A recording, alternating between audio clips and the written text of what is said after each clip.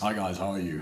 Welcome back to this next session, and I hope that you enjoyed the previous session on the 80-20 principle, and also the challenge session that we had a discussion on. And thank you very much for all the feedback that we get from everybody, so we can understand what's happening and what your need is. So, as part of this series, and some of the feedback, people asked that we need to work a bit more on scenarios because they understand mindset is important, but in what context. So I'm going to try and get you a bit more context during this session just to prove where we are in our mindset and why we are saying the things we are and why we are following the baby steps that we are following at this point in time. So I was at a financial conference a while back, and one of my friends pulled me up onto the stage, and he said to me, Willem, I'm going to use you as a guinea pig, and so please answer as truthfully as possible.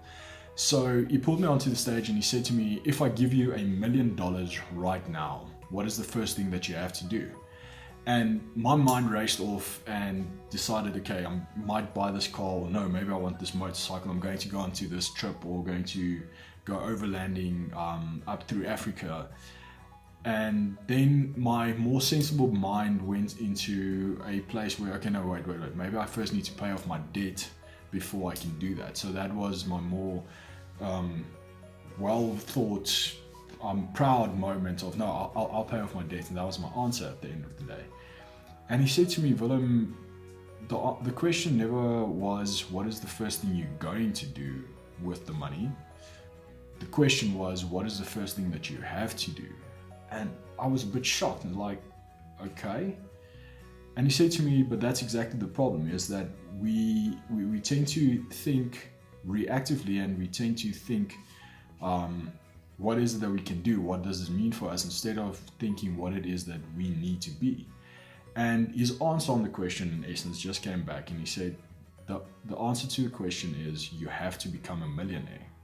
And I was a bit dumbstruck when he said that, but then I came to realize afterwards that there's a reason why he said that, because the millionaires of the world and the billionaires of the world have a certain relationship with money. They have a certain mindset around it, how they utilize it, what they do with it. They see money as a tool, not as a means, or not as the most important thing.